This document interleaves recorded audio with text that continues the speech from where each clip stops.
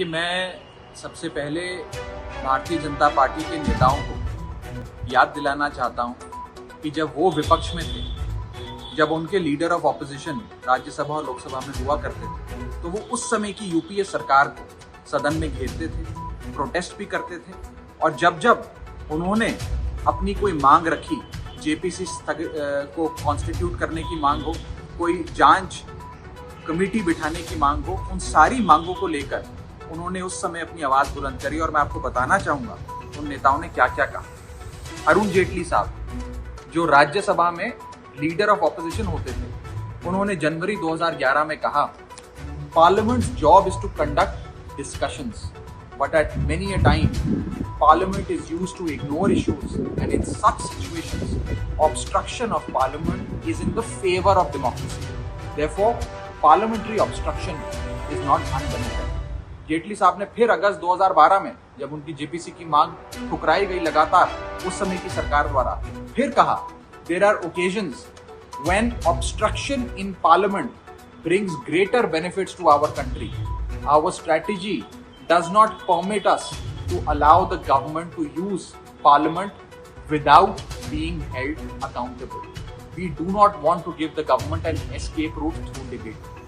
उस समय लोकसभा में विपक्ष की नेता हुआ करती थी सुषमा स्वराज जी। उन्होंने 7 सितंबर 2012 को कहा, not allowing parliament to function is also a form of democracy like any other. यानी कि पार्लियामेंट को स्थगित कर विरोध दर्ज कराना भी एक लोकतांत्रिक हथियार है जिसका हम इस्तेमाल कर रहे हैं। सुषमा स्वराज जी ने फिर उसी महीने सितंबर 2012 में आगे जाते हुए कहा, we had to stall parliament to expose the government and its corruption. Anyway, it is the government's job to run parliament and not that of the opposition. यानी कि उन्होंने कहा कि सरकार का भ्रष्टाचार उजागर करने के लिए हमने पार्लियामेंट को स्थगित किया और ये भारत देश के हित में किया गया है।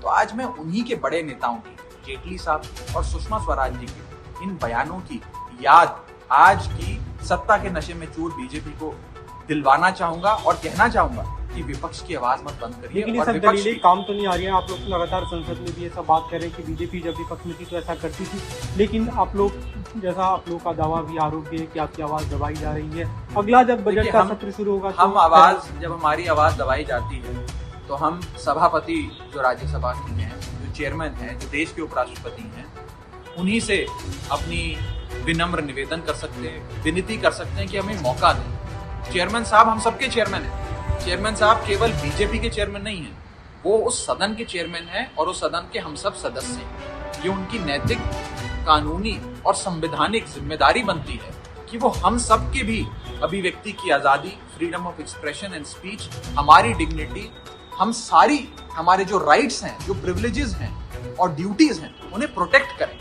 ये मैं जो वार्निंग आप लोगों को दिया गया, आपको क्या उम्मीद है अगले बजट सत्र का जब अगला हमें सस्पेंड करके क्या मिलेगा? आज उन्होंने मेरा नाम पुकारा और कहा कि मैं आपको नेम करके सस्पेंड कर रहा हूँ सदन से।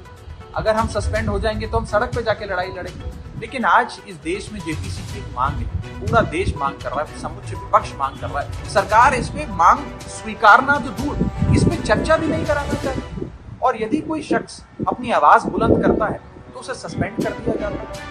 आज मैं यही याद दिलाना चाह रहा हूँ बीजेपी को, 2004 से 2014 जब यूपीए की सरकार थी, उसमें जितने एमपी सस्पेंड हुए उससे 3 गुना एमपीज 2014 से लेकर 2023 के बीच में सस्पेंड हो गए बीजेपी के शासन में। 3 गुना ज्यादा। ये सस्पेंशन डिसेंट को साइलेंस करने के लिए कि कोई भी व्यक्ति कोई सरकार से अपना मतभेद या मनभेद सदन में जाहिर ना करे, जो जाहिर करेगा वो सस्पेंड।